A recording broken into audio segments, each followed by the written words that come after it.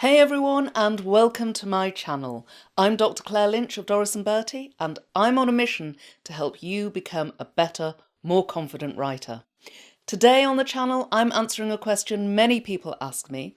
What's the difference between compare or compared to and compare or compared with? Now, there is a difference, but the first thing to say is that many people use compare to and compare with interchangeably. Are they wrong? Maybe. Maybe not. We always have to bear in mind that English is a living, breathing language and it's constantly changing. If it weren't, I'd still be speaking the language of Beowulf, which, if you're interested, sounds a bit like this. What we gardena in jardegum, theod kuniga thrumge frunnen, who the otherlingers ellen fremeden. Anyway, back to the 21st century and the difference that not everyone, but careful writers, and I'll admit that includes me, tends to observe between compared to and compared with. So the difference is this.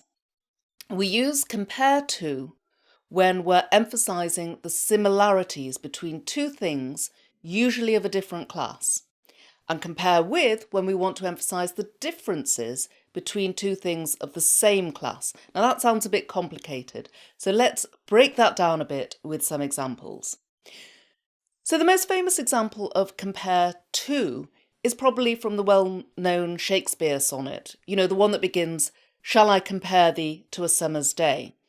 In other words, shall I try to suggest some ways you are similar to a summer's day?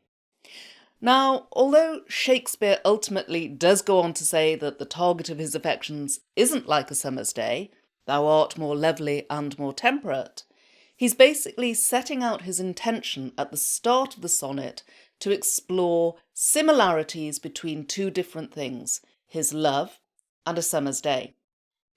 Now, compare with has a slightly different nuance. With this one, we're making more of a contrast.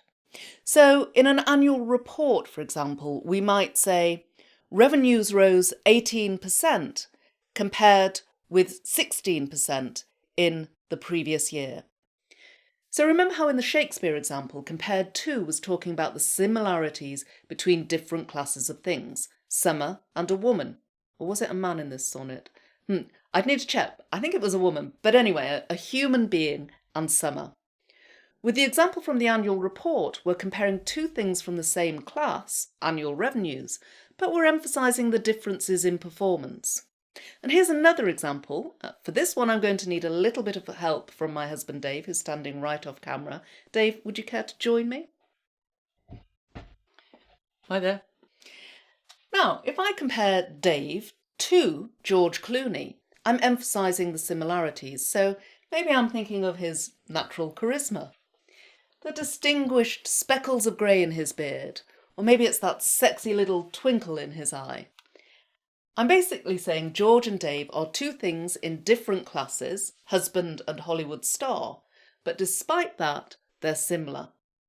Now, if I compare Dave with George Clooney, the comparison is much less flattering. They're two things in the same class, they're both specimens of manhood, but I'm emphasising the differences. So maybe it's Dave's non-designer wardrobe, the paucity of his bank balance, or perhaps his lack of advocacy for the refugees of Darfur. Well, there is one thing that we have in common. We've both got fantastic, smart, beautiful wives. So that's the difference between compared to and compared with. I'm Dr. Claire Lynch of Doris and Bertie. Subscribe to the channel and share it with your friends. How are they going to know that I'm not George Clooney? I do look like him. Don't worry. Really? I think it... It might confuse them. No, I think you'll be fine. Yeah? Yeah. Okay. Is that a take then? Yeah. Okay, fine.